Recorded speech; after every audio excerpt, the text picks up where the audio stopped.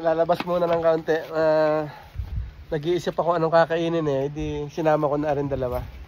Kung anong makita, hindi siyang aming bibilin. Ako naman na magluluto, hindi siya naman na mag-drive.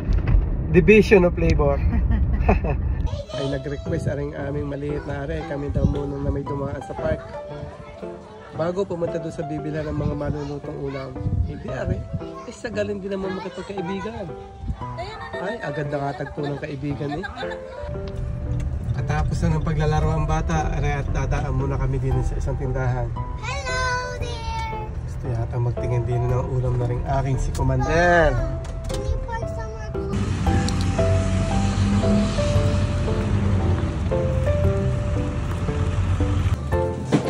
I'm trying to get out. I'm sorry. I'm sorry.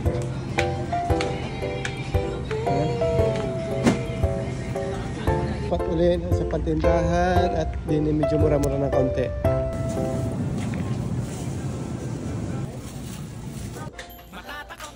Okay na mga kabayan, nilutuin ko na rin aking nabiling karne.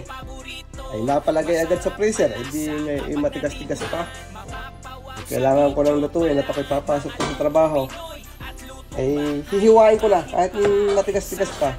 Ay aking gagawin putserong baboy. Salamat kay Tito Bert, yung vlogger na taga Batangas. Isa kanya ko napanood ang pagluluto na rin. Parang kasarap eh. Sadya naman na rin natitikman ko na sa amin sa Mindoro. Akin muna ang palalambutin ng kaunti rin aking kanin baboy. Lagyan ko ng kaunting asin para lumasa naman kaunti.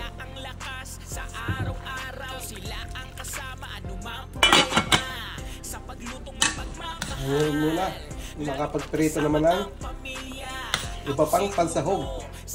Ipiprito ko muna yung aking saging na saba at saka patatas. Okay na ito. Alitin ko na.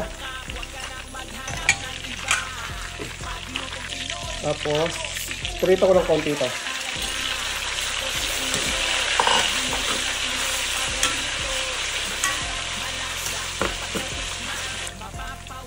Okay na yan. Pagka may ganyan nag-brown ng konti, okay na yan. May gigisa pa rin natin. Gigisa na tayo ng bawang. At sibuyas.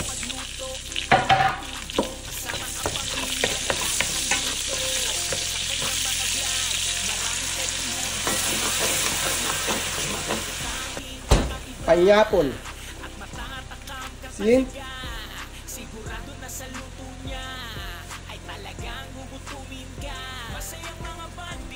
Menta, chicken powder. At saka yung kaldo kanina, pinaglagaan ng baboy.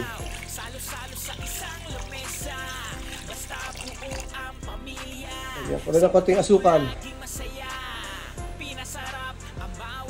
Kaunti na rin suka. Ayos na, ilalagay ko na itong aking karning baboy. Siyempre, lalagay ko na rin ang aking piniritong saging at patatas. Lagay ko na rin yung aking bell pepper, halo ng kaunti. Lagay ko na rin yung aking gulay.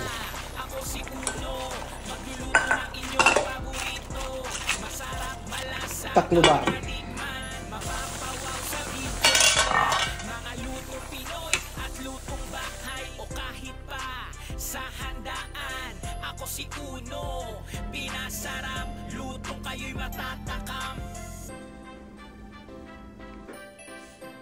Tikman nyo na.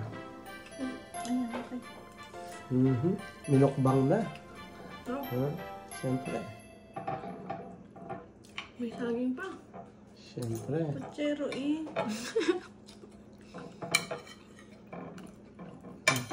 Kaya na lang kulang.